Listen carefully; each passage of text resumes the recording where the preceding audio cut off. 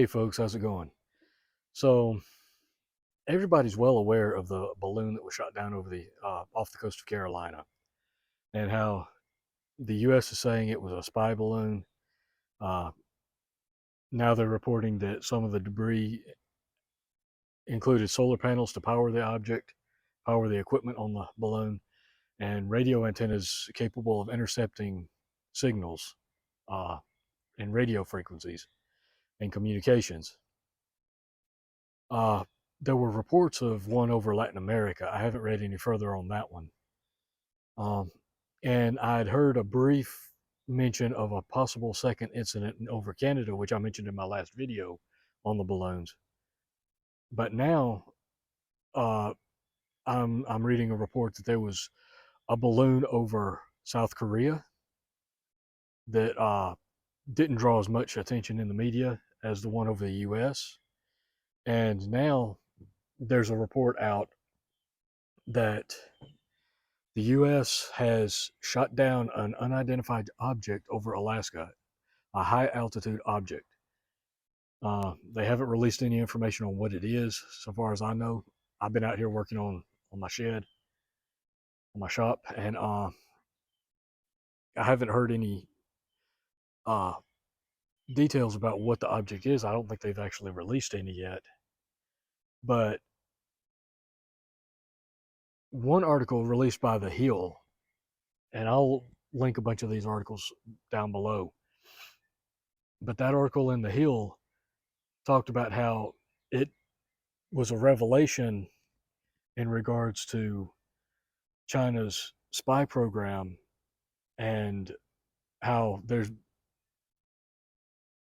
it's part of their plan to spy on more than 40 countries across multiple continents.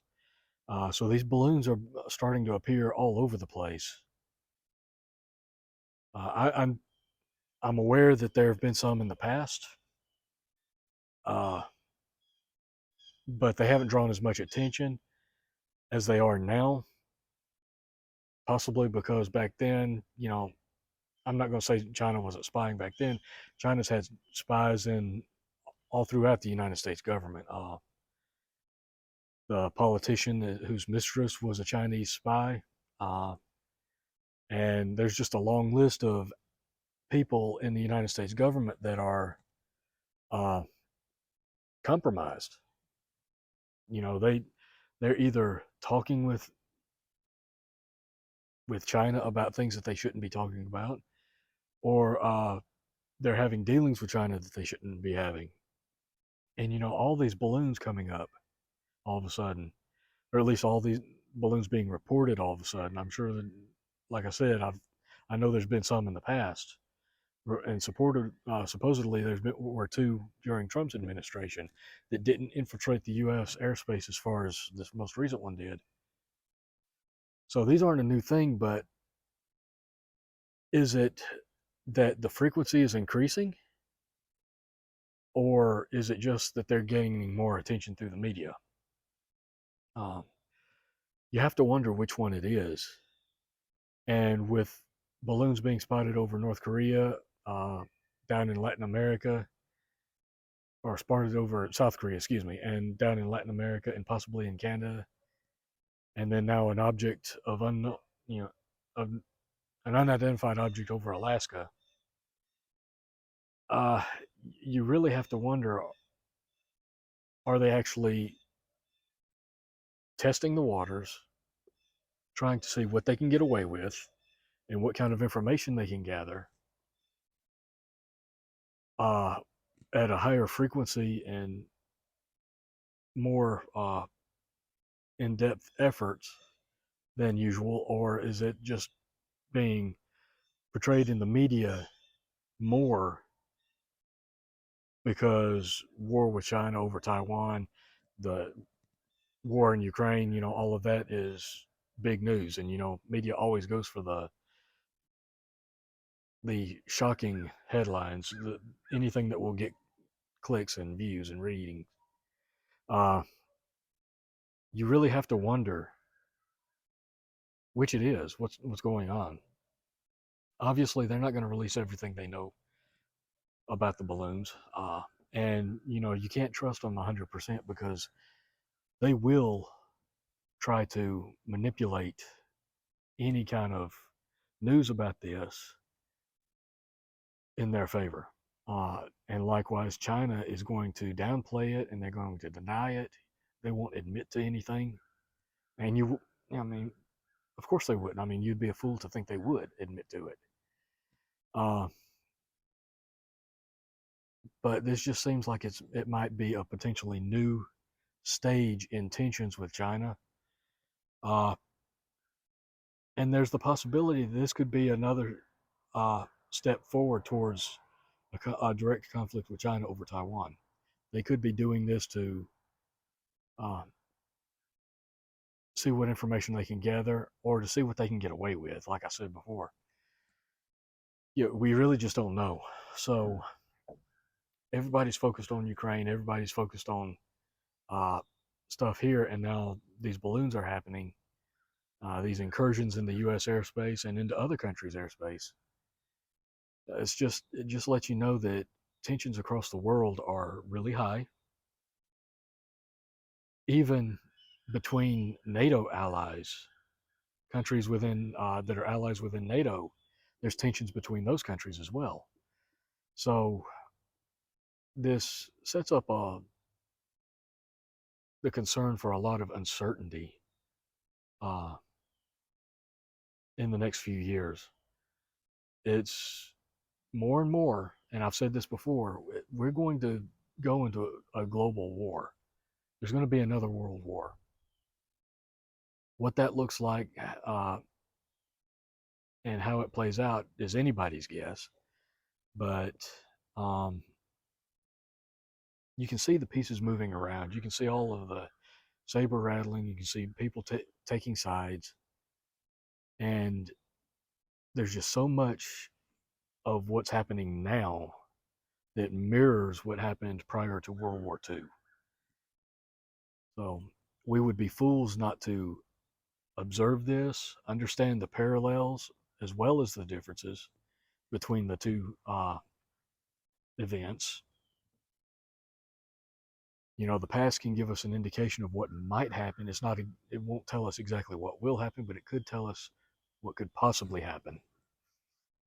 Uh, so it's things we need to be aware of. And as always, this is times of uncertainty like this are when you need to be prepared the most.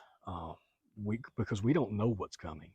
The economy's in shambles right now, and more people are talking about it getting worse. Uh, and I listen to a lot of people that talk about the economy, a lot of podcasts. I watch a lot of YouTube videos, Stansberry Research, a lot of financial advisors, investors, because I try to get a good understanding of what the market's doing and where it's going, because that affects the entire economy here in the United States and around the world as well. I mean, because what happens here also affects other people, and what happens in other countries can affect what happens here. That's part of the problem with the uh, global economy. Everything's interconnected, everything's linked, and what happens in one area is felt in another. Anyway, what I was saying is one of the guys that I listened to a lot all through the pandemic, he was talking about, we're hit, things are going down, but the stock market will rally, the economy will rally, and he kept going on and on about that all through the pandemic. And for the most part, he was right. There have been a few dips, but I was able to buy some stocks on those dips, and then when it bounced back, I was able to double my money. Um, but now, this guy that has always been bullish on the market, always talked about how the market will recover and it will continue to go up. He's done a complete 180. Um, Now he's talking about the economy's looking bad and it's going to get worse. The worst is yet to come. And that's what I've been saying for a long time. that if you think we're in a depression now, or if you think we're in a recession now, you really don't understand. Uh, we are in a recession, but this is just the beginning stages of it. And if you think this is anywhere close to what we're going to experience in the next few years, you've got global war, you've got food chain issues, supply chain issues. Um, we've got issues with avian flu that's caused the price of chicken and eggs to skyrocket. I just I was told this morning that my uncle just paid $6.19 for a dozen eggs. I mean, it's insane.